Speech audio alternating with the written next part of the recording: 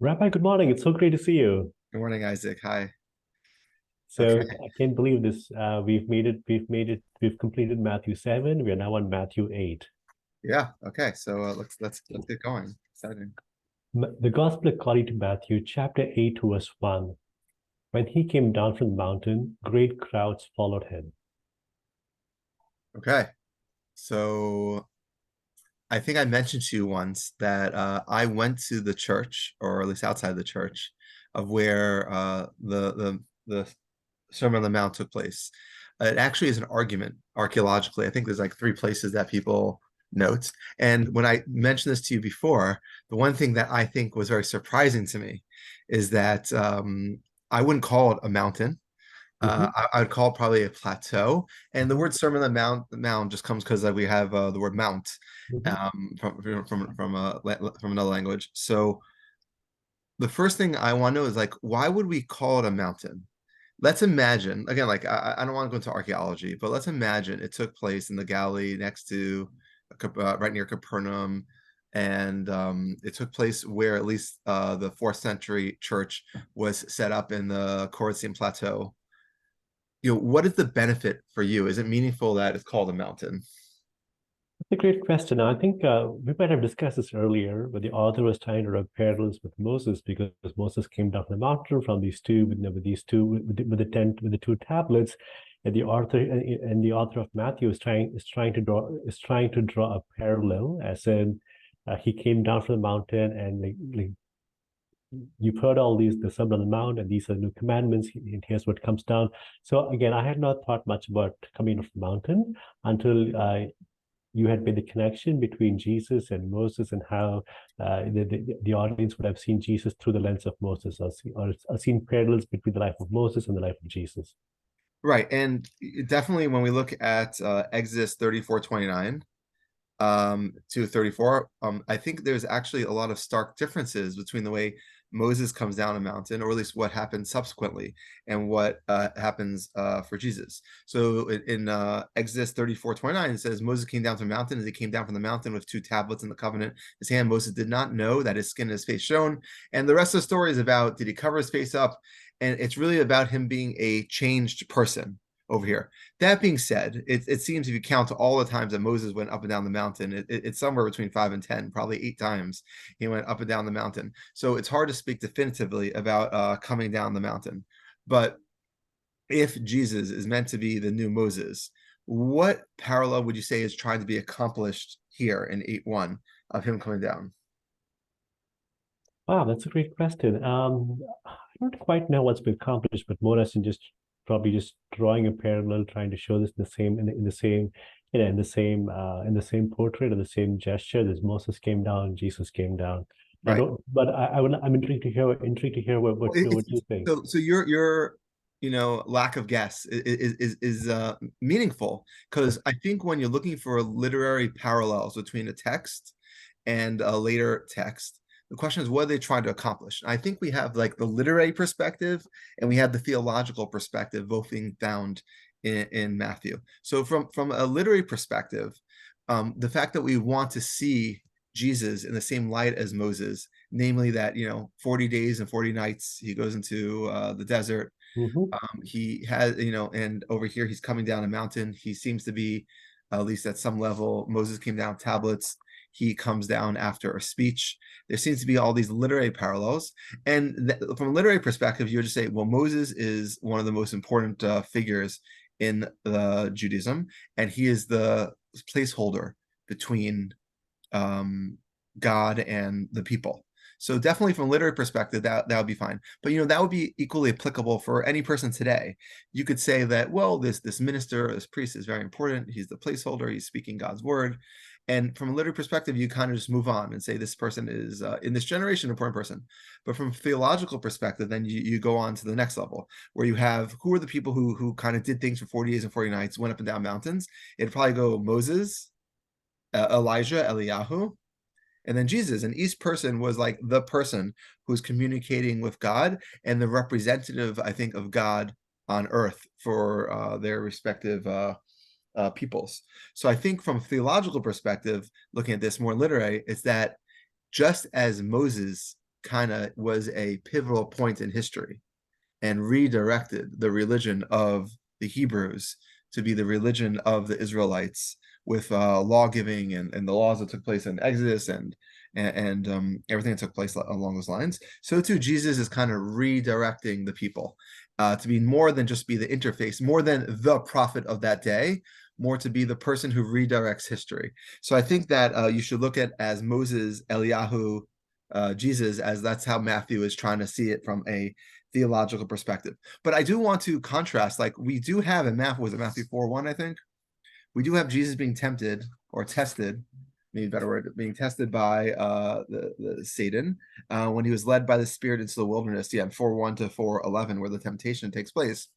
And I think that we have two motifs taking place, where the temptation is more about how does a person go and become a important person. So if I asked you, you would probably say Jesus was important from his birth. And we have the opening lines of Matthew, where we see parallels also to Moses, that he has a somewhat miraculous birth. But one of the, we don't talk about the movie Dogma very often, but one of the points that Dogma notes is that the gospel doesn't have that much of fleshing out of Jesus's life between age 0 to post John the Baptist. And what was it like for teenage Jesus? What was it like to go on the playground? What was it like to go hang out if you already knew that you had the kind of like a life mission that was meant to be accomplished? So I think these two motifs are very important. So I just want to differentiate them. One, 40 days and 40 nights. That is the way to migrate, to transfer who you are into the person who the people need. Mm-hmm. That's one motif. Another motif is coming up and down the mountain, being the interface of God. And therefore, when you come down the mountain, you're now the lawgiver. And I think it's really interesting how where in Exodus, you kind of have them merging. You have the stories of Moses, where how he became Moses, are already in the beginning of Exodus, but him going up and down the mountain and him giving the tablets, they're combined. It's one motif. He spends 40 days and 40 nights because you have to be an angelic being. And when you're that angelic being, then you could give the commandments. You can't have any sense of self or ego involved.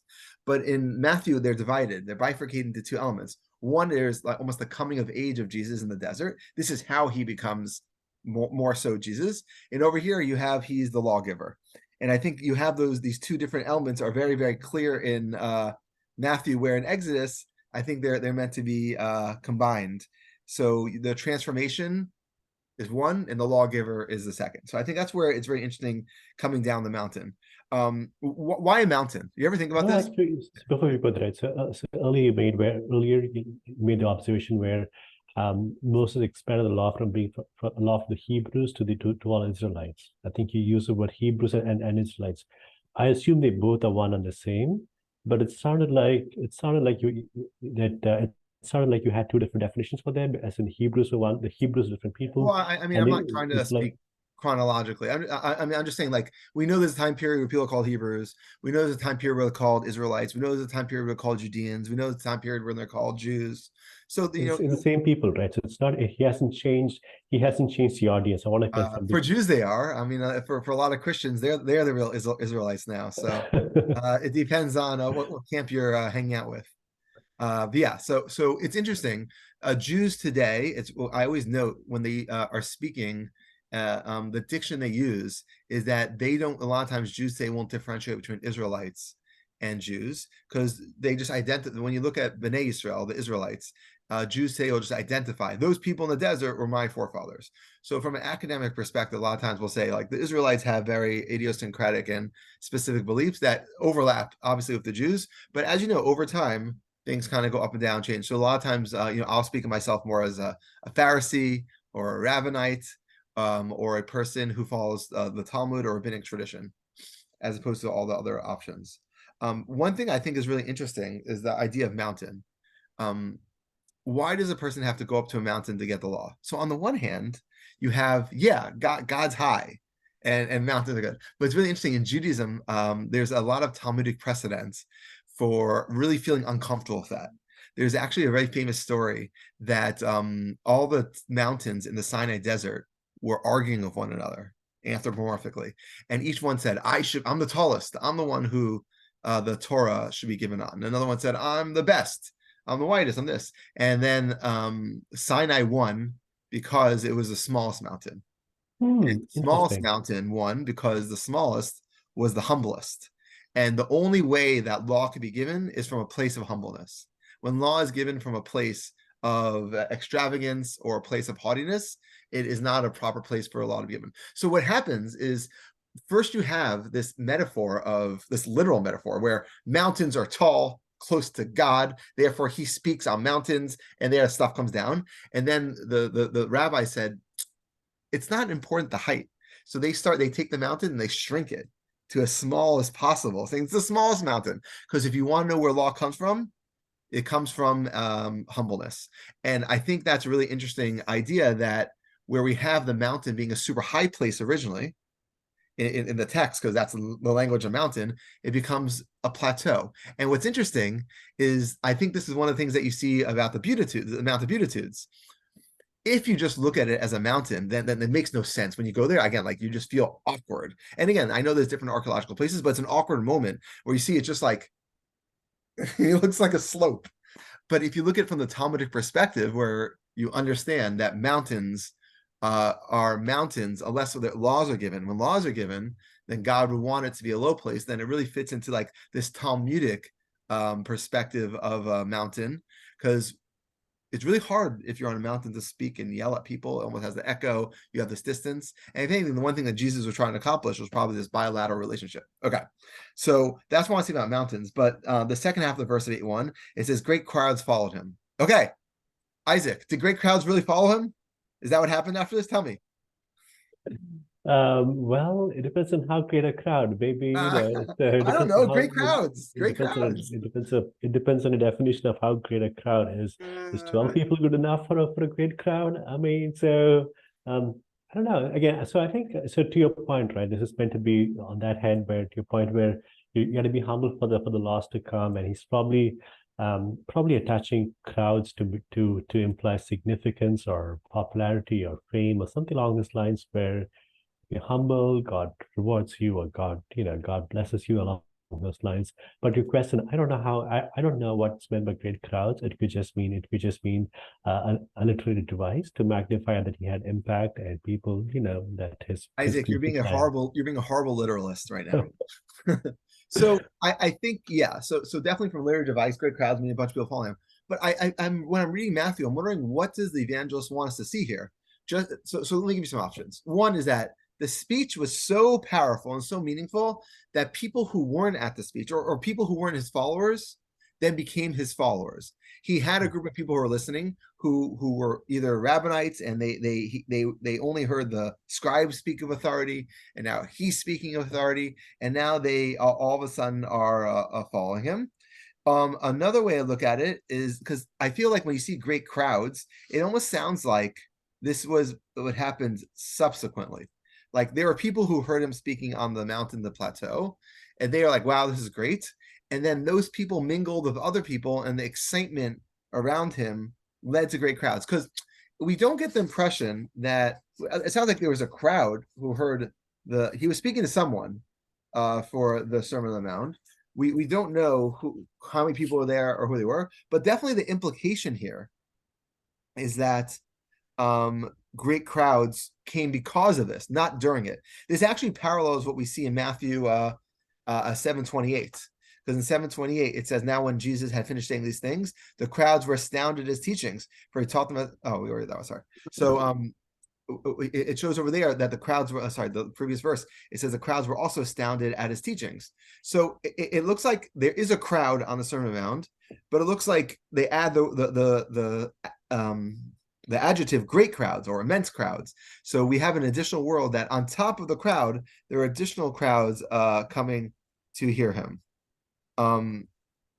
It's interesting because when you have the parallel of 7:28 in Luke, it just says that they were astounded at his teachings because he spoke with authority. So it's just the groups. So I think there is this snowballing effect that we have. On the one hand, we have people heard him, but there's the idea that when those people mingled with other people, it kind of kept growing and growing, and it led to great crowds following him. And obviously following him has a dual, it's like a dual meaning.